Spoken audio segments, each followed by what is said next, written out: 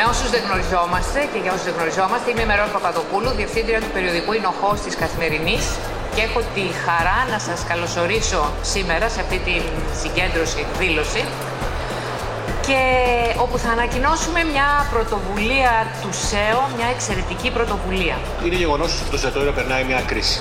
Το βλέπουμε όλοι μας, είτε είμαστε καταναλωτές, είτε είμαστε στη δουλειά.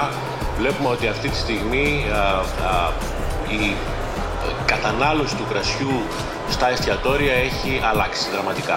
Η δική μας συμβολή, εκτός από τη φιλοξενία του ΣΕΟ, έχει να κάνει με τις προτάσεις κάποιων συνεργατών επιχειρήσεων που συμβάλλουν στην ανάδειξη του επώνυμου ελληνικού κρασιού. Ζήτησα πριν την Πρόεδρο να πω δύο λόγια για την πρωτοβουλία του κ. Αγγελόπουλου, γιατί πιστεύω ότι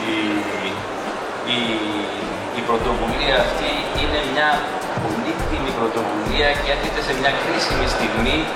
Σε αυτή την προσπάθεια, σαφέστατα και η περιφέρεια έχει τον κύριο λόγο.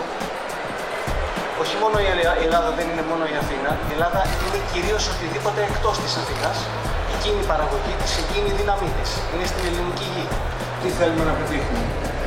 Φαγητό, ίνος, φιλοξενία και μαζί συνδιαλλαγή. Να φιλοσοφήσουμε λίγο τη ζωή περισσότερο μέσα από αυτή τη διαδρομή. Τα βασικά μας χαρακτηριστικά είναι να προωθήσουμε πλέον τον τουρισμό και την Ελλάδα μέσα από αυτά που την τιμούν, που είναι η γη, τα προϊόντα της, ο πολιτισμός της και χρησιμοποιούμε τη βιωματική εμπειρία για να το κάνουμε.